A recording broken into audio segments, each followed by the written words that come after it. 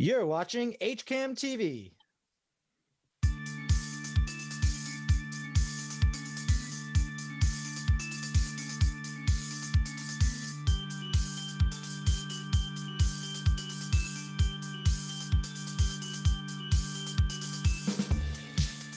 Hello, everybody, and welcome into the Hopkinton Hangout Hour. I'm your host, Tom Nappi. And joining me today, we have Mike Terosian. Mike, how are you? Oh, doing great, Tom. Thanks for having me today. And we also have Kevin Stone. Kevin, how's it going? Doing good, man. Doing good. How are you? Very good. And we have Tommy Cassell with us. Tommy, how are you? Good, Tom. Thanks for having me on. Excited for sports and sports talk. Absolutely. It seems like it went from no sports to a whole lot of sports at once. So it's certainly been interesting. So for those that don't know, Kevin and Tommy, of course, from the Metrowest Daily News, tremendous writers over there. And they report on all the local sports action going on in the area. We had Kevin on the show last week, and he told the viewers about some of the work he's doing. Tommy, this is your first appearance on the show. So for all the viewers that don't know, tell them a little bit about yourself and what you do. Tom, so I'm the sports editor at the Metrowest Daily News, Milford Daily News. We're based out of Framingham. We cover core towns of 25 to 30 different towns and schools. We focus on high school and college athletes, and we also copy edit pro sports for the major pro sports throughout Boston. So we do a little bit of all, and Kevin's been a veteran of the Metrowest news desk for a long time too. So it's good to see Kevin. I haven't seen Kevin in a little bit because of sports not happening and the office being closed. So thanks for having us on here. Absolutely. And you guys are usually at different games as well. And I know you were both at some of the summer baseball games. What was your summer baseball coverage experience like, Tommy? I know it was a lot of fun for me just being back out there. Baseball is my first true love, Tom. So you got a Boston Red Sox cup I see there.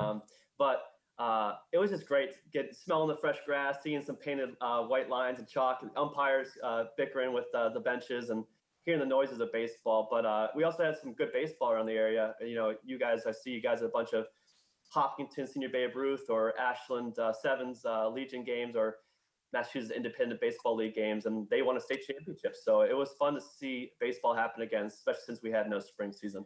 And I have to say, it was pretty fun covering two championship teams this year, and they both came out of the season victorious, taking home the ultimate prize.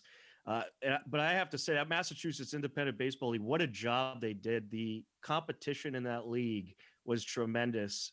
And as much as Zone 5 could be fun, it wouldn't bother me a bit if Ashland moved over to Zone 6. A lot of good teams in that zone. That was some fun stuff. All right, so the high school fall plan is out. It looks like we're not going to have a whole lot of football. Well, we're not going to have any football. And we're not going to have any girls volleyball right now for the most part. Some schools I think might still be playing girls volleyball, but there was a lot of rule changes. So a lot of the leagues opted to move it to that fall sports 2 season. Tommy, I have to ask, what is your opinion about what the MIAA did with moving football to February and inventing that fall 2 season? What do you think about this format? So, Tom, I'm not going to try to sit on the fence too much around here, but I have to keep it kind of down the middle, if I will. I want to see, just like everyone else, sports to come back, and especially football, which is probably the premier fall sport in the sense of views and readership and eyeballs. But I think the MIAA, for as much crap they might get or backlash, they did a pretty good job with this. They followed the guidelines from the state and multiple organizations that would tell them. They also had a task force that came up with these rules and regulations. Now, some of them we can debate a little bit, and I'm sure lots of coaches, parents, and players, we're asking them right now what they think about 7-on-7 field hockey and no football when it's this beautiful out. When February 22nd rolls around, what's it going to look like outside, and what kind of schools can have football on their no light fields and their no turf fields. So it's been an interesting past month and a half seeing how everything rolled out. But when I talk to athletic directors, the one thing they want to do is let as many kids, student athletes, play. And I think that's something that they're allowing. And we're going to see some 4-sport athletes for the first time ever happen this fall. So it's going to be interesting to see. I think overall everything's been handled pretty well. I understand some backlash on certain issues are definitely justifiable. And I'd like to see a little more science, if I can, in some of these reports. Just tell me why we can't have some of these sports. I know Right. close contact, social distancing, but if the NFL is playing and schools in the South are playing, why aren't we playing? I guess that's the one thing I wish I knew a little bit more about. Right, me too. And you got the helmets, you got the mouth guards, so you're pretty protected in the face area, right? Obviously, football, it's a physical sport, it's a close contact sport, and it's a sport that there's a lot of sweat going around the field. So maybe that was part of the logic to not having football now. But clearly, some states disagreed with that. They're playing anyway. At least the one thing that I said last week that I'll say again, I give the MIAA credit for doing as much as they can, it seems, to keep sports going. You saw what happened in Connecticut last week. They just straight out canceled everything. But the MIAA, they really kept the hope going, even throughout the spring season. They kept coming up with a plan to adjust to the situation, hoping that they would be able to get the kids out there. So I think that was a good move by the MIAA to at least come up with a plan to get the kids out there, not just cancel, not just throw in the towel. So I like that they did that. But yeah, I don't understand why football's not going on. I disagree with that too. I wish it was. I miss being out under the Friday night lights in early September, getting the season underway. It's been strange having NFL on TV before I get to a high school game, because typically it's the opposite. But I'm just crossing my fingers that they'll be at least playing in February, although it will be strange covering basketball before football this year, if they both indeed happen. Well, Tom, I got a great question for Tommy. Tommy, with the schedule that's out now, with all the games happening on Saturday and Sunday, with the exception of golf and cross country, what do you think about how's it going to be for you as far as being able to cover these towns where the whole town plays another town? It's not mixed up like you could get 4 different towns at one high school because of the different sports, but now it's going to be just 2 towns in that one town. Yeah, it's interesting for us, Mike, because the TVL you guys are very well versed with, and I think you do some Hockamock stuff as well. We have a bunch of teams we cover from the TVL, so we're hoping, double dipping on weekends where it's, Millis versus, I believe Millis is playing against Dover Sherborne, so that's one of the 2 towns that can play each other. So we're hoping to kind of have a jamboree in a sense, because they're going to play for the 1 week. It's going to be that pod's going to play the same exact town for every sport, which is going to be interesting. It's going to make it a little bit more creative on our end to figure out how to cover different towns at different days, because we don't like to cover the same 2 towns over the course of the weekend. We like to mix it up a little bit. I'm sure you guys too, to extent that you can. One thing, though, I'll go back to Tom's point about football. I played in a memorial golf tournament or a fundraising golf tournament this past weekend, and I'm not going to say the coach's name, but it was a football coach from a different town I was playing with, and he mentioned, "Hey, Tommy, you know how nice it is right now?"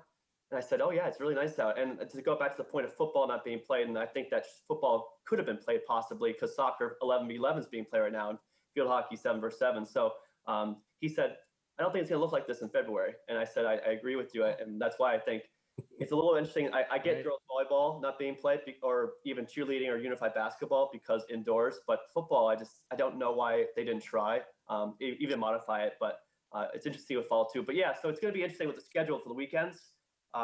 We've never done this before. Sports on a Sunday, or a sporting event starting at 9 a.m. Like cross country is going to start at 9 or 11 a.m. So it's going to be very different coverage. And I guess we're all going to be out there a little bit earlier than we're used to. So it's going to be a fun new time. Yeah, we're gonna be learning too, as we Tom and I were just hashing over the schedule at our last meeting and just trying to figure out how we're gonna do it. So we're spending all day at a field. That has never happened before, which is pretty cool. But as you put forth, the whole football thing, you were able to modify soccer. No slide tackles, no headers, and all these other crazy rules that they added in there. I think you could have done something to football because, seeing football in February, Hopkinton's field, that's still that nice crowned grass field. you're not going to have the same conditions like you do everywhere else. Get used to playing with rough surfaces and maybe some snow. That's for sure. Yeah, yeah. And I want to bring Kevin into the conversation. Kevin, you've been covering a lot of Boston College lately. They have their season coming up. How are they looking, and what's going on with that program? So I believe as of today, it was over 2,000 tests that they've taken as my phone rings. 2,000 tests and one positive. And that positive was even before that they came back to campus. So they've been perfectly fine.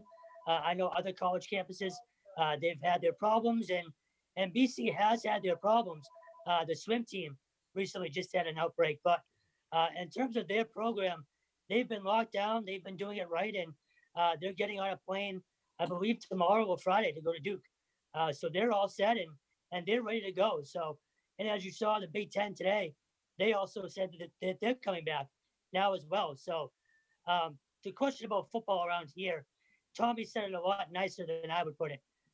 It's ridiculous, but BC's locked and loaded, and they're healthy and they're ready to go. Awesome. That's great news. And of course, we got the Big Ten coming back. That's exciting to hear. I know there was a big lawsuit from Nebraska kind of threatening the Big Ten that if they didn't bring back the season, stuff could happen. But they're back and ready to go. You're excited for the Big Ten. Yeah. So the biggest thing about that for me is the Big Ten, the commissioner's son was going to play for Mississippi State this year. So he said the Big Ten couldn't play, but his son was going to go play for an SEC team. Once people heard that, people started freaking out, and understandably so. So I'm glad to see the Big Ten change course, and hopefully the Pac-12 follows, and we have a somewhat normal, college football season. Absolutely. And it's so strange with so many different leagues and teams starting at different times. Of course, you have some that started regularly. You got some starting in October. You have some starting in February or April. It's kind of all over the place. I just wonder what the various schedules are going to look like as the season goes on. But with the Big Ten back in the mix, I don't know. Are schedules that have already been made going to change to add some of those teams? Are we going to see some of that, you think? Probably not, just because of travel. They're trying to keep it, as centric, locally centric as possible. I know Texas State is coming here next week. That's kind of arbitrary. It was just one of those things where they had to fill a spot. So I don't know how much schedule changing we'll see. Again, just because of the travel, and they're going to try to minimize it as much as they can. But I'm sure they'll still have, pretty strong schedules throughout, the Big Ten. And Tommy, are you going to be covering any college sports this fall? We actually, not to burst Kevin's BC bubble, but I got someone working on a little bit, because we have some Metrowest former players or players from our town. So we have about 5 or 6. One is from LS. He's a lineman. Mike, I'm not going to say his Italian last name because I'm going to mess it up. I'm really bad with last names. But he's a big boy. We got a photo of him from first day from Jason Baum, or the BC kind of showman, if you will. Kevin, you deal with Jason more than I do. But, we're always looking for features and stuff like that. And to see that BC and Syracuse are the only 2 kind of Northeast schools that are still doing football, Kevin, you know better than me. So, I mean, we might jump over. I mean, Kevin's already going to be there, but we might jump over to Chestnut Hill every once in a while to see how these kids are doing, because it's a unique time, and it's there's futures to be told, and everyone's story is a little different for how they're dealing with all this COVID-19 kind of restrictions and concerns, and then playing football. So, we don't have a lot of college sports going on. So with this BC team, we're definitely going to keep our eyes on them and see how they do, especially our Metrowest sports kids. What's the situation over there, media-wise, Kevin? Is media allowed in the building, or is it very limited? It is very limited. So 12 spots each game. Each game needs to be applied for. You can't apply for the entire season. It's got to be a bye game thing. I know we'll be having temperature checks at the door next weekend. We have to fill out a survey online that day, I believe. So it is airtight. No meals in the press box, the usual mask at all times. It's going to be tough getting in there. So fingers crossed that I can get in for all the games. But for right now, it's a per game basis and no fans. Yeah, it's certainly a different situation for the media as well at all these games with the box lunches and the temperature checks. By the way, I have to ask, is that a Milford sweatshirt? Waltham lacrosse. Ah, okay. Oh, all right. I was going to say, represent my hometown there, but I don't have any Milford Legion hats. DeVito never hooked me up. I played the golf tournament this weekend. It was Ashland football, and there was a Milford baseball coach. I think one of the assistants, it was wearing the first base helmet, coach's hat. Derek Johnson, former head coach. Could have been Derek. I don't know if it was him because I think it was. I don't know if it was him. He was a little smaller than Derek that I remember, but it could have been him because he has ties to Ashland as well. So it could have been Derek. I can't tell you for sure though. Right, because he used to be the head coach for a while of the Ashland Post 77 program. So it's good to see the Big Ten back. It's good to see some college football back. And I'm looking forward to watching the Cornhuskers and Michigan play. So I'm excited that is back. What about Ohio State? Yeah, absolutely. I like the Big Ten in general. I don't have a favorite in the Big Ten. So I'm a Buckeye fan, so sorry I had to plug that in there. Ah, okay. Any thoughts on them yet? Or is it too early? It's tough to tell. My college football days are long gone since working Saturdays, but I still root for the good guys over there, even though we've had some turmoil with some coaching changes and stuff like that. But I'm still a big Jim Tressel fan, even though I think he's Ohio University. Kevin, where's Tressel at these days? Yeah, I couldn't tell you, but I actually have a Maurice Clarett jersey still. All-time favorite there, Maurice Clarett. Good guy, right? Yeah, right. All right. Well, we're certainly excited to see the Big Ten back in action. A lot of good programs there for sure. And, one of the concerns that I had, and I want to let everyone watching know on YouTube or Facebook, you could leave a comment or a question right on the live stream for us if you would like. But one of the concerns I had about college football, the schools that are canceling that have top recruits, won't they just go elsewhere to somebody who's playing? I've already seen some of that in some of these early games. There was a UConn receiver who was a big recruit. He ended up going elsewhere. I've seen it a few times, but they'll lose all their recruits if they don't get out there, right, guys? Yeah, and BC actually kind of reaping the benefits of that already. A defensive lineman from Cal, Luke Beckett, just transferred over, I believe, last week, and he's now at the top of the depth chart already. So Cal canceled. He still wanted to play football. He has NFL, aspirations. So kids are going to be looking everywhere, man. So you're going to be seeing a lot of that. Yeah, and you certainly will. And I think it's very good that BC is still playing because it's only going to help build their program. All right, so the Celtics played last night in game one of the Eastern Conference Finals. It did not end up going so well. Tough overtime loss for the Celtics. And I felt they were very good defensively, but towards the end of that game, they just took way too many threes and couldn't take advantage of opportunities. They were just 2-3 happy, and they kept missing from outside the perimeter. I don't know why they didn't try to drive in more. I think this is a good Miami Heat team, but I think it's a beatable team. And I think if the Celtics aren't able to pull this series off, it's kind of a disappointment. What do you guys think about the Celtics Heat series going forward? I'm a big Kemba Walker fan because I was a UConn alum, so that makes me upset that I heard about UConn receivers leaving. But I thought he was atrocious in game one in the sense of not being able to hit his open shots and then turning the ball over. He's a little bit of a liability on the defensive end because of his size. But I just felt like that fourth quarter and overtime, the Heat were taking way too much advantage of him on the pick and roll, and he wasn't making his shots. His job is to make the shots, the step back jumpers, or even the 3-pointers that are open. So that was tough. The toughest part was having a 5-point lead with a minute to go, a little under a minute, and then coughing that up. Like you said, Thomas, their defense was so good. But I just feel like they're still that team that doesn't have that experience, and I don't think the Heat are a team that has experience either. Jimmy Butler hasn't played in Eastern Conference Finals, and all those wing guys are pretty much new to it. But I just feel like that closing ability of the Celtics still isn't there yet. And I'm hoping they find it. Yeah, that Miami Heat team is young as well. But the Celtics, they went 15 for 42 outside the perimeter. That's not really a good percentage. You're not going to win many games shooting like that. Why they didn't try to drive in more and just kept missing threes towards the end of that game, I have no idea. But what a disappointing loss in overtime it was last night. Kevin, do you have any Celtics thoughts? No, Tommy just said it, man. Their inability to close is terrifying. This core, they're young, but they've been in plenty of big games now. I mean, how many Eastern Conference Finals is it? I think it's 3 in 4 years. So the fact that they can't close, it's on them. But you just start looking at Brad Stevens too. I mean, Right. he just got an extension for what? He hasn't won anything yet. So it's a little scary to see how much they struggle closing games out.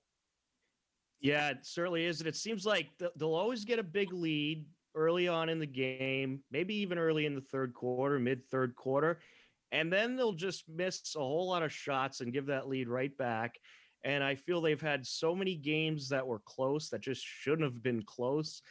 And this was one of them last night. I felt like they had many opportunities to run away with this thing, but they could not close it out. And they let Miami hang around and ended up with a tough overtime loss.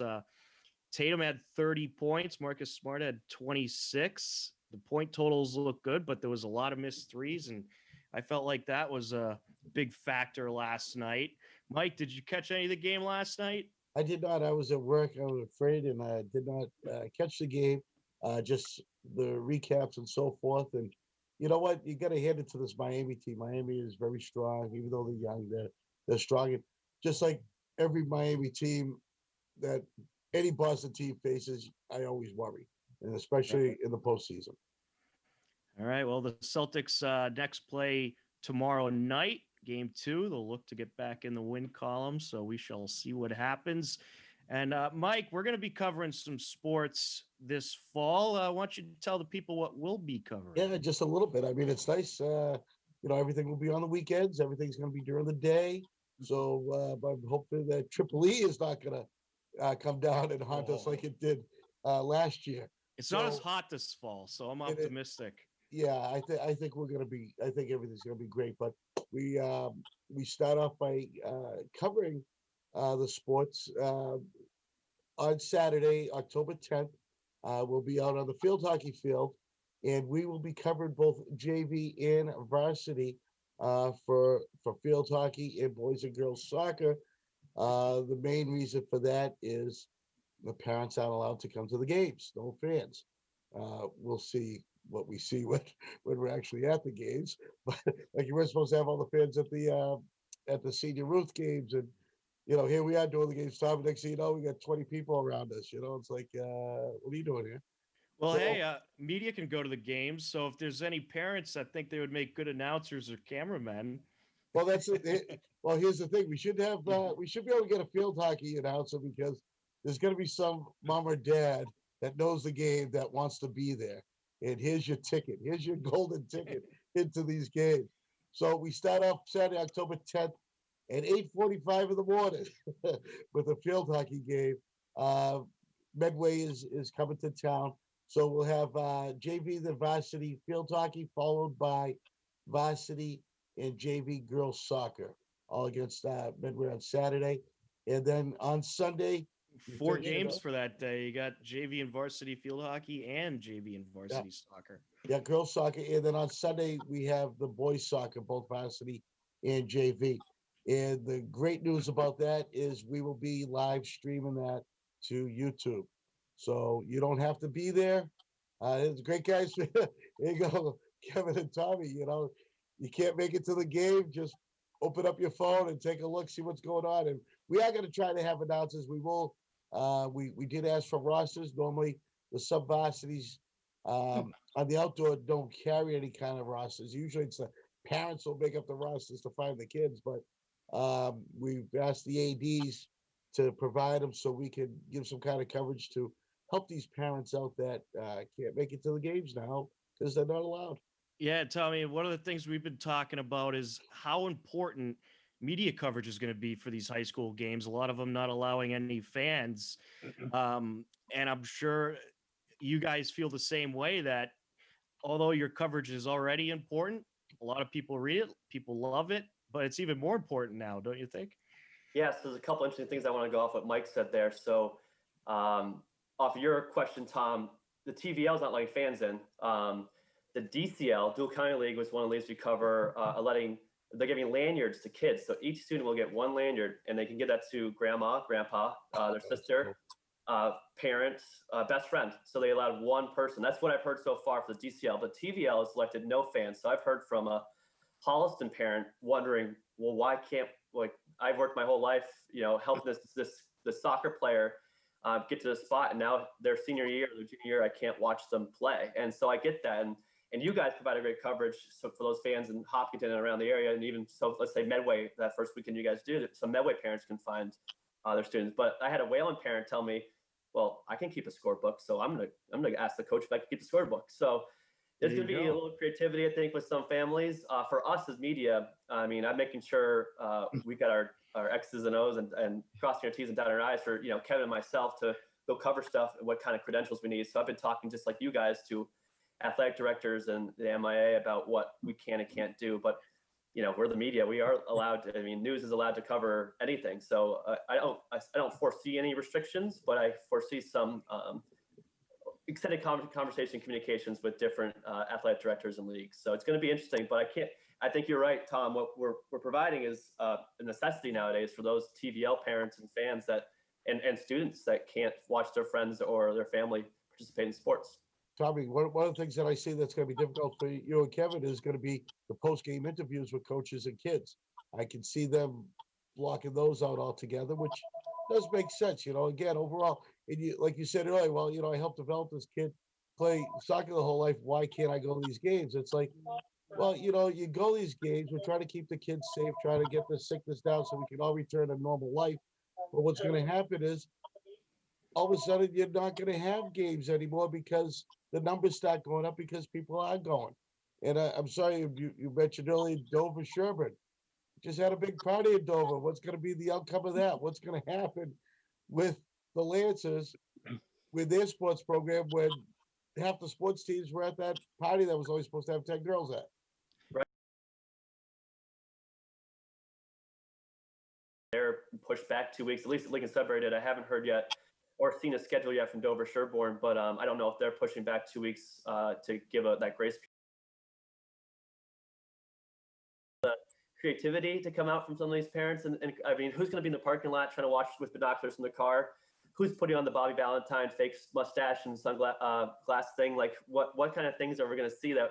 And who's regulating this? Is it going to be? Well, maybe you'll get some volunteer reporters. Yeah, I'm sure there'll be people flooding our email inbox. But yeah, it's going to be so is the MIAA going to show up at every event? I don't think so. So, at Hopkinton, is Rich going to have to have a parking lot monitor? Like, I don't know what kind of things they're going to put in place at each school to be like, we can't have anyone here. But it's easier for them as opposed to maybe schools that had 50 people allowed. So that way you have to have a counter and see who's allowed. So I think the TVL, in a sense, has made it a little bit easier for their regulations, but it's also, I feel bad for those parents and those families that can't watch. I agree, because I know, having my kids go through all the sports, it would be terrible that they say, no, I couldn't go, especially when I coached them for all their sub-high school stuff. One of the things, though, that's easy for Hopkinton is everything's going to be on one field all day. So the AD will be around. We had Rich on the show here and talked to about his plans, and everything's going to be monitored. People are going to follow the rules. Even if the MIAA, they said you have to have a COVID coach.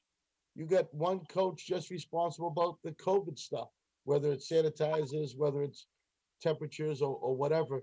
You got one coach, just like your pullback coach for the sidelines at the NFL. Keep the coach from going on the field. You have a COVID coach now. And I know that they are doing away, I can tell you Hopkinton, because he was at the meeting last Thursday with his sports presentation, that he's doing away with the volunteer coaches. So only coaches that are stipend will be there. And the purpose of that is a volunteer coach says, well, I can make some of them. He's looking for everyone to make a commitment to every single day to be there so he has the consistency. And so now the volunteer coaches are gone for this year. I certainly love that lanyard idea that the dual county's doing. And I feel like that's such a creative idea to at least allow some of the parents or some of the family members or fans go watch their team or their kids play. And I wish more leagues did that. I think that's a great idea. You have to learn who your friends are. All your friends start coming out of the woodwork now. Hey, Right. Well, it should be interesting to say the least. And hopefully all the local community access stations are ready to cover those teams, because the parents are certainly going to be looking for that coverage this year, with no fans being allowed in Right. many cases. But that dual county idea, brilliant idea. So I want to move on to NFL. The Patriots got things underway last week. A nice win over Miami, a 29-11 win.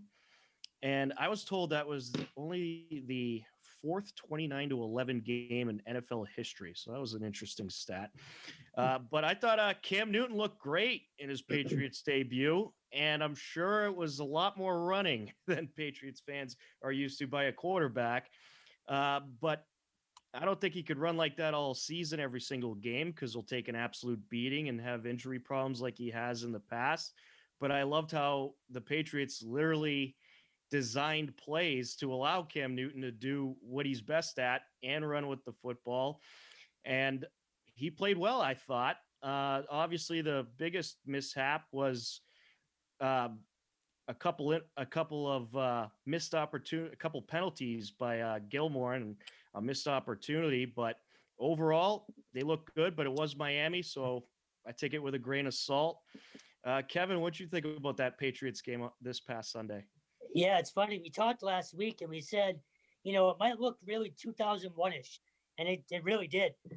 Maybe not for the RPOs, but just the physicality and committing to one thing. It was very 2001-ish. The thing that stood out to me the most for Cam was the drive after Miami made it 14-11. You had the Edelman penalty, or the pass interference against Edelman, the late hit against Edelman on that drive. But after that, Cam just, he marched down the field. And I think that might have been the most impressive thing about the day is, when the team really needed him to step up, he led that drive. He had the 4th and 1, inside the 5. So I think there's a lot to build off of there, but the receivers were terrible. There was good point. There was no separation. So it's going to be scary against Seattle. They gave up 450 yards passing to Matt Ryan. The Patriots aren't going to be able to do that. So I don't know what they're going to do, but that's not sustainable. Yeah, Les Edelman has 450 yards receiving, because the rest of the receivers besides him did not look good. And Keel Harry literally almost handed the game to Miami with that drop touchdown, with the fumble on the touchdown that ended up out of bounds, on the almost touchdown, I should say, that ended up out of bounds, giving Miami the touchback. When that happened, I said, oh no, this ain't good. Don't tell me there's going to be another Miami miracle. But if he reels that in and scores that touchdown like he should have, I think it would have been a blowout win. And it ended up kind of a blowout in the end of it. But the receivers is a huge question mark for the Patriots for sure. Tommy, what were your thoughts about that Patriots game this past Sunday? I thought it was interesting. Definitely I think Kevin hit nail on the head, very 2001-ish feeling to it. I think I saw a stat where over 80% of their offensive plays were play action or a run or play action. So basically about 10% of I think it was 88%, about 10% of the pass plays didn't have some kind of tomfoolery, if you will. So it was basically Cam Newton or someone else was faking a run. So I'm actually looking forward to see what Seattle and other defenses do, because Miami, you root for Brian Flores, even though he gutted his whole coaching staff after 1 year and his whole roster after 1 year, and they totally turned over the team again, which is, I guess, normal for a rebuild. But I'm looking forward to other teams kind of scheming Cam Newton and see how we respond to that, because you got to think Josh McDaniels has to have another playbook or kind of scheme for us, because that was an easy way to play the game, right? You run the ball at Cam, you throw it efficiently 18 times, 19 times, and you don't really have a down the field presence. But I think teams are going to stack the box and have a QB spy and set the edge, I would assume, as the weeks go on. So a good first win. You don't like to lose at home, and you don't like to lose another Miami miracle, as you referenced there, would be heart-wrenching early on. But I'm just excited to see, and hopefully they counteract it, how teams defend Cam because he's our offense, and that's it. And that's a good point about stacking the box, because there was even a couple plays that Miami literally put all 11 guys pretty much on the line, just expecting the Patriots to run. But I think what the Pats were doing in that game, especially with no training camp, really, no preseason games, stick to the basics. They were sticking to the basics in that one. It was a very basic playbook.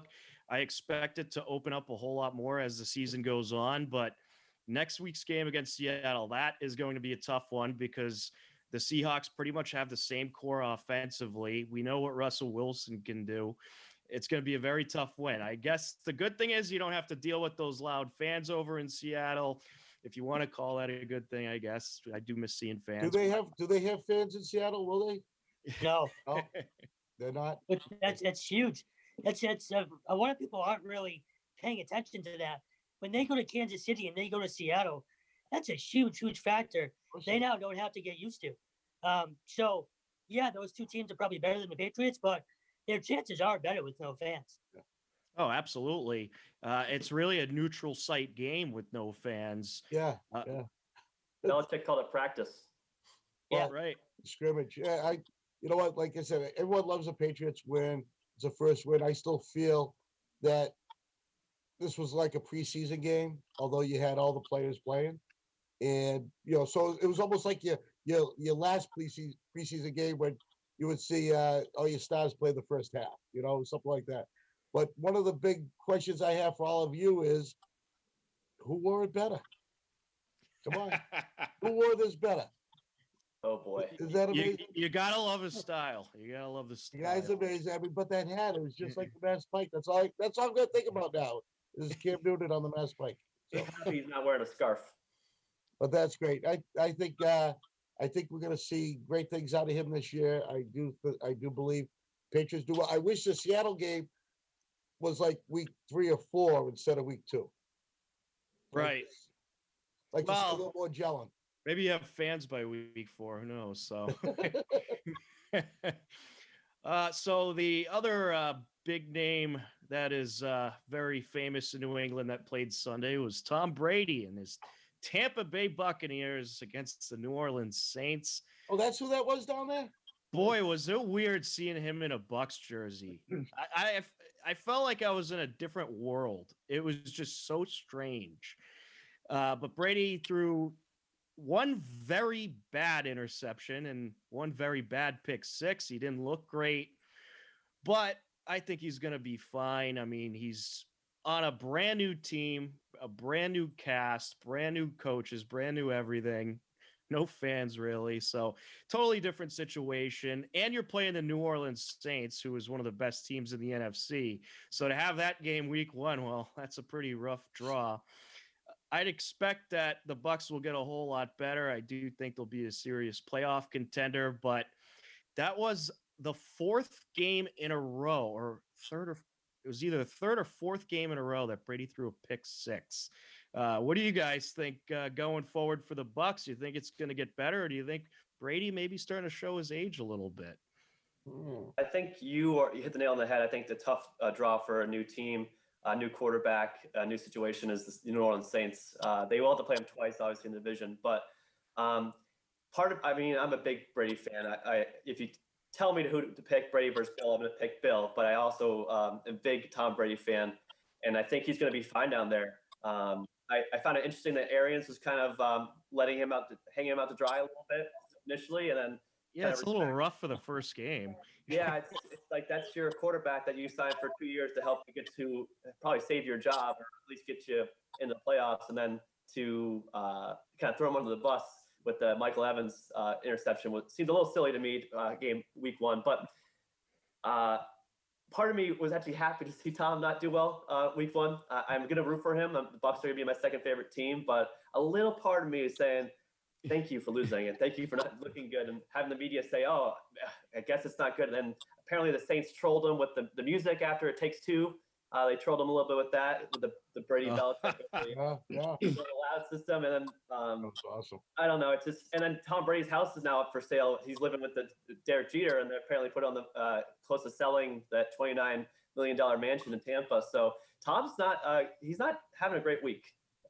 No, I agree with you. And I tell you, the best thing that came out of that was New England fans are so happy to see loss. It made that break easier because now you guys are all too young to remember Bobby Orr, the great Bobby Orr, great Bruin. He left us last year. Bork, all these players, everyone's done this. And for some reason, everyone thought this was the end of the world with Brady leaving. And I says, I've seen this all before. And I tell you, it was the best thing to happen, especially with social media. I mean, we got some of the best memes that have come out of that. And I tell you, I think it was a good thing for New England. It made the break. It's now like, okay, hey, let's watch this game because Brady's playing. Instead of, we got to watch the game like we all did. We all had to watch that game. Yeah. This was the best one.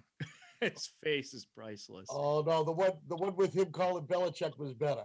He says, "Hey, it's Tom. Who dis? New phone." I thought that was the better one. Well, and then there was one with Cam Newton. He was actually on the phone on the sidelines. I don't know what that was about. I think actually they are talking to the coordinators or something now through phones. Usually the guy up on the roof, yeah. Yeah, so he was on the phone at one point, and then there was a meme that just said, "Hey, it's Brady. Is there an open roster spot?" But yeah, I mean, it's the Saints. You're adjusting to a new team, no preseason. And I think that the fact that there was no preseason games just made it all that much tougher, especially if you're on a brand new team. But Brady has made some questionable decisions lately throwing the ball. There was that first interception he threw, I felt was awful. That is just not a typical Brady interception. And then the pick six, that didn't look like Brady either. So hopefully it was just a bad game, I guess. If you're a Brady and a Bucks fan, I am a huge Brady fan. I can never not be after he helped win 6 rings for us here in New England. But we shall see going forward. Kevin, I don't know. We didn't get your thoughts on the Brady performance. What do you think? Are they in trouble over in Tampa? So not yet. I mean, it's still early. I'm with Tommy. Part of me was happy to see him fail, but I'm going to root for him overall. There's 2 things that really stood out to me. The first was the offensive line. They're going to get him killed. And it's similar to what it's been here the past 2 or 3 years, where if he wasn't upright, man, does he look old. So that's something to watch. And then the Bruce Arians thing, to me, is unbelievable. He ripped Brady on Sunday and then doubled down on Monday. So Tom left here because his head coach wouldn't praise him. His new coach is already ripping him. And he actually questioned his grit and determination, which in 20 years here, I don't think that's ever come into question. Bill Belichick at a post-game press conference, he might say we all need to do better, but he never, ever singled out one guy individually. So that's going to be something to watch. I don't think it's going to end very well there. Yeah, I thought that was way too harsh of Bruce Arians. It's like, it's the guy's first game. There was no preseason games. Give him a little break. He has won 6 rings. But if he keeps doing that and he can't control his temper and he's ripping guys like that, that never makes for good locker room chemistry. All right, so we're going to go through week 2 of the matchups, and we're going to do something we have started doing on the show that I think we're going to keep doing the rest of the NFL season. We're going to pick the winners of each of these matchups. So we'll start off with Thursday night football. Oh boy, it doesn't get any better than this. The Cincinnati Bengals and the Cleveland Browns. I think the Browns are just a mess. The Bengals are young, but they at least gave the Chargers a game last week. I don't know. I got a feeling the Bengals are going to take this one. What do you think, Mike? I don't know. I kind of always been the Browns fan, and I believe the Browns. Yes, they were a disaster, but I don't know. I'm going Browns. I'm just going to go. There you go. Yeah, I'm Browns. There you go, Tommy. What do you think? Bengals, Browns. Both are quickly turning into a toilet bowl again, but I'm gonna go Browns, even with Odell's trade speculation happening in week 2. They got a good system in there now. They finally got a coach better than Freddie Kitchens, so I think they're gonna beat a rookie quarterback. So go Browns. All right, Kevin. So this is tough for me. Tommy knows. We just did a story on 2 of the Browns coaches that are Wellesley guys, so I'd like to root for them, but I think it's Cincy here. Joe Burrow was really impressive the other day. They should have won the game. He drove the team downfield with no timeouts left. got screwed at the end. So I actually like what they're going to do this year, and I like Cincy here. Oh, and by the way, for those wondering, in our week 1 picks on the show was myself, who went 9-6. Andy Barron went 7-8. Kevin went 6-9, and Bob went 8-7. So I was the You champion. don't wonder why he wants to talk about this. Right? I wanted to ask how Kevin did. Yeah, I didn't bet. That's all that matters. 6-9. So you're keeping track of all this, I take it. Okay. Yeah. All right. It makes it fun, doesn't it? We'll give the winner at the end of the year a water bottle. So one of the interesting things about the Browns, I wonder if there's been rumors about Odell Beckham Jr. wanting out of there, and he was working out with Cam in the preseason or before the preseason started. And then, of course, another rumor is Allen Robinson from the Bears wanting out, and the Patriots have been linked to him as well. We know they need receiving. That one. Do you guys think we'll see Odell or Allen in town? Odell's talked about wanting to be with Brady and Belichick for years. So I wonder if Brady being gone would be anything, but I just don't think does match. But the Allen Robinson rumors would be great if those could matriculate into actually them trading him. Because what are the Bears doing? That's a top 10, top 15 wide receiver. Pay him money. And if they don't want to do that, I think with the money we have on our books next year, we need a wide receiver. He's young. I would think he'd fit great here in New England. I'll take either of them because I feel like the Patriots are that desperate for someone that could catch the ball and be productive as a receiver besides Edelman. So I'll take any of them. If I had to choose, I prefer Allen Robinson because I think he's a little more, let's say, level-headed. And I think Odell at times has been known to be toxic in the locker room. But I'll certainly take Odell as well. He's a very talented guy. And if he gets along with everybody and he's happy, then who knows? He can put up some great numbers. Kevin, what do you think? You think we'll see Allen or Odell in town at all? Hopefully, but I don't think it's going to happen. I'd rather Allen Robinson. I know they came out today and said they kind of smoothed things over. So I don't think Odell is a fit here. Now, having said that, the receivers are pretty terrible. And if they're going to keep Cam alive this season, they need to find someone who can get open. So I wouldn't hate it, but I just don't think it happens. All right. Well, it should be interesting. We know they need receiving help. And speaking of Allen Robinson, the next game we're going to pick is the Giants and the Bears. The Giants did not look very good on Monday night. The Bears somehow beat Detroit. Detroit had the biggest choke of the week last week. They were up by 4 and ended up giving up a touchdown very late in the game. And it was a pretty unbelievable win by the Bears over the Lions. What a choke job that was for Detroit. But I'll go Bears in this one. Mike, what do you think? I'm going Bears too. They did some good things on offense, and you put the Giants up against the Steelers, and plus I don't care for the Giants at all. So I think it's going to be close. But if I was to say bet win, I wouldn't bet spread. I would definitely go Bears. All right, Tommy, what do you think? I'm going to go Bears too. I just find it remarkable that Barkley, I think, had almost negative rushing yards against in the first game. You should have that figured out first and foremost, that your best player should be put in a spot to win. So I don't think Joe Judge is ready to be an NFL head coach. And I think it's going to be pretty much a dumpster fire with Jason Garrett aboard too as well, leading your offense. So I'm looking forward to see the Giants burn down in flames. So give me the Bears. Yeah, it looked like Barkley had some great runs to start off the game, and then they just stopped. They just stopped going to him. It was pretty interesting. Kevin, what do you think? Bears, Giants? Yeah, I like the Bears. Joe Judge, Tommy just said it. He's not a head coach. They have some offense, but what do they have on defense there? Basically nothing. So I don't love Mitch Trubisky. I think he's terrible, but it's the lesser of two evils. So give me the Bears. All right, there you have it. Falcons and Cowboys is our next game. The Cowboys had about 17 opportunities to tie that game against the Rams last week, and they had an opportunity to go for a very short field goal with about, I think it was like 11 minutes or so left in the fourth quarter, and at the time that would have tied the game. And when you're in the fourth quarter, don't you take that opportunity? But instead, they try to go into the end zone. It doesn't pan out. They end up losing the game by 3 points. So they kind of handed that one over to the Rams. But the Falcons, I don't know what to expect from them. They're so all over the place. They had a pretty bad season overall last year, but they finished off hot. I guess I'll go Cowboys in this one since it's the first game in Dallas. Mike, what do you think? Yeah, I'm with you on the first game in Dallas because the Falcons defense was terrible. Was the Seahawks, but they I think you're going to see Dallas needs to win more than Atlanta, and I'm going to go with the Cowboys. All right, Tommy, Dallas and Atlanta. What a waste the Atlanta Falcons have been over the past, ever since they lost the Super Bowl to us. Tom Brady's epic comeback, 23. That offense has so much potential, and they put up great numbers for fantasy, players and stuff like that, and fantasy geeks. But I don't know what the problem is there. It must be their defense.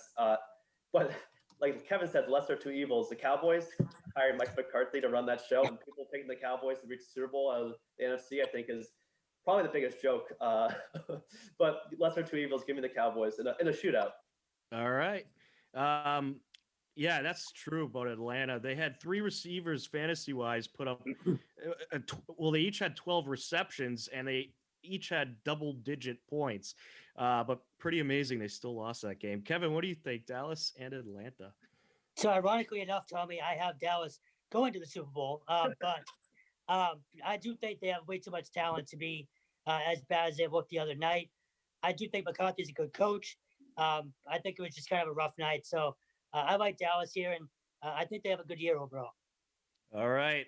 We're going to try to move through these a little bit quicker as we're quickly running out of time because we're having so much fun over here. We got Detroit and Green Bay. Green Bay looked good last week. It was a shootout with the Minnesota Vikings. I didn't expect that much of a shootout, especially with how good those two defenses usually are. I'm going to go Green Bay here. I don't know if Detroit's going to even win a game this year after handing the Bears that win they should have had last week. I don't have a lot of faith in the Lions and Matt Patricia. I'm not a fan of him, but Green Bay's going to win that one. Mike, what do you think? Yeah, I'm with you too. There's no more to add to that. Green Bay. All right, Tommy. Green Bay as well. I think Patricia, we should look what bye week they have and see when he's going to get canned, because it'll be that week. Yeah. I wonder if, Tom, write that down. I want to save that one. there should be some Vegas odds or something on when Matt Patricia is going to get canned, because it's going to happen at some point. It's out there. Kevin, what do you think? Yeah, Green Bay. I mean, you're Detroit and you lose to Mitch Trubisky at home. I'm done. Give me Green Bay. All right. The Minnesota Vikings and the Indianapolis Colts. I think Phillip Rivers, he's probably going to throw for 400 yards, but he'll throw about 4 interceptions, and Minnesota will win it. Mike, what do you think?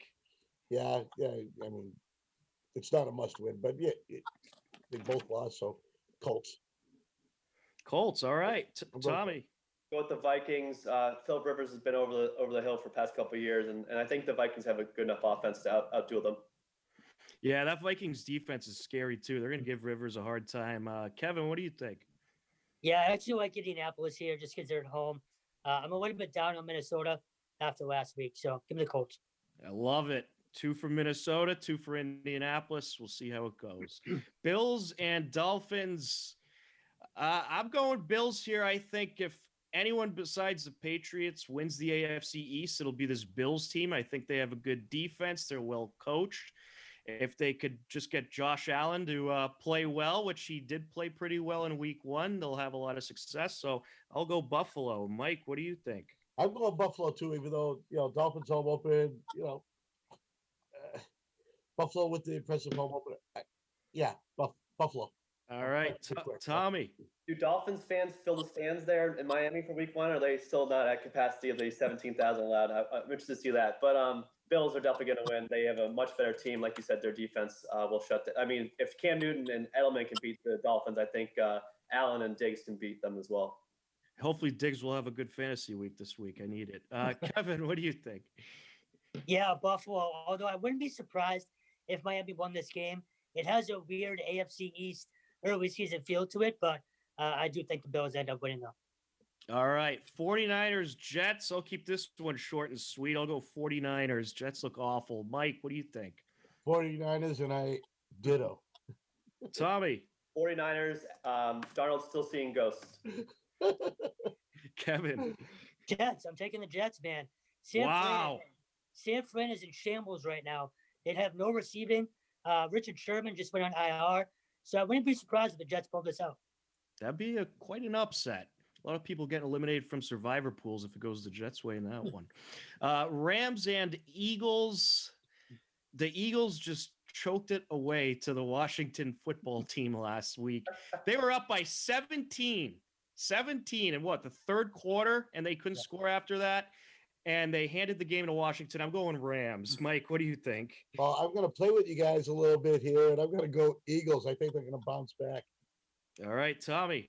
I'm going to go Rams. Carson Wentz has been the most overrated quarterback in that franchise for a while, and they should have kept Nick Foles. All right, Kevin. Philadelphia. The Rams are coming off that big Dallas win, coming all the way across East. I like Philly to bounce back here. All right. We're going to keep these ones really short and sweet. 5 minutes left. Broncos, Steelers. I'm going Pittsburgh. Mike, who do you got? Yeah, Pittsburgh, baby. Tommy. Pittsburgh. All right, Kevin. Pittsburgh, one of the best teams in the AFC this year. You know, Tennessee gave the Broncos so many opportunities to win that game Monday night. Well, actually, it wasn't Tennessee. It was Steven Gostkowski who gave the Broncos so many opportunities. They just couldn't do it. Tampa Bay and Carolina. I think Brady's going to bounce back. I'm going Tampa Bay. Mike. Yeah, Bucks. Give me Bucks. Tommy. Brady and the Bucks. All right. Kevin. Yep. Same. Tampa Bay. There it is. Jaguars and the Titans. This should be an interesting matchup. I'm torn here, but I'll go Tennessee. Mike, what do you think? Jaguars, what, they lost the last 6 times? Well, they won week 1. No, down Nashville. So I'm looking at the Titans. I wonder if the Titans have fans. I forget. I don't think so yet. But give me Tennessee. Mike Vrabel's team is well coached. They're going to bounce back. All right, Kevin. Yeah, same. Jacksonville got lucky last week. You going Tennessee? Yeah, sorry. All right. Washington football team and the Cardinals. I don't think Washington's going to win 2 in a row. They can't. I think Kyler Murray's going to go 2-0, and the Cardinals are going to win. Mike, what do you think? You know, I wanted to say Washington just so I could say go team, but no, it's going to be the Cardinals. All right, Tommy. Yeah, give me Cardinals. I'm excited to watch that offense all season. That's going to be a fun one to watch. Kevin. Yeah, Arizona. Kyler Murray's an MVP this year. All right, Ravens and Texans. I'm going to go Baltimore. That offense looks like it's back right where it left off. Mike, what do you think? Texans are looking awful. It is Baltimore, please. Tommy. Give me Ravens. And when does Bill O'Brien get a bye week too? Kevin. Yeah, same. Baltimore. All right. Chiefs and Chargers. Chargers are just too young to compete with Mahomes. I'm going Chiefs. Mike, what do you think? Mahomes and the Chiefs. All right, Tommy. Andy Reid has a mean mustache. Give me the Chiefs. Yes. Kevin. Chiefs. LA won't win a game this year. All right, here it is. The big Sunday night game. Pats, Seahawks. As much as I love the Patriots, I just don't think this offense has been together long enough to beat Russell Wilson. I'm going Seattle. Mike, what do you think? I never bet against the Patriots. However, since this is all about the bragging rights here with you, I am going for Seahawks. All right, Tommy. Yep, Seahawks, just a much more experienced team that we're not going to be able to handle it. They aren't the Dolphins, so give me Seattle. Kevin. Yeah, Seattle. You can't throw the ball, you're screwed. So I don't know what they're going to do. All right, Monday Night Football, Saints, Raiders. The Saints are back. That offense looks great. I'm going Saints in that one. Mike. Saints. All right, Tommy. Nothing better than Chucky on a Monday night, but give me the Saints. It's going to be fun to watch stuff. I do miss his commentary. Kevin, who you going with? Vegas. I think it's a trap game for the Saints coming off that huge win over Tampa Bay. And Vegas is opening their stadium too. So give me Vegas. Good feels, yeah. Kevin is Mr. Upset Special at times. Well, guys, it's been a pleasure. Thanks so much for joining us. Thanks for having us. Really appreciate it. Yeah, appreciate it, man. Thank you. It's Tommy Cassell and Kevin Stone from the Metrowest Daily News. You can catch their great writing over at metrowestdailynews.com. Mike, thanks for joining us here on this sports-themed Hangout Hour. Thanks for having me, guys. Hope to see you on the field soon. All right, we'll be back tomorrow at 2 p.m. with the Hopkinton Health Director. Thanks for tuning in, everybody. Take care. Enjoy the rest of your day, and we'll talk to you again soon. Go Pats.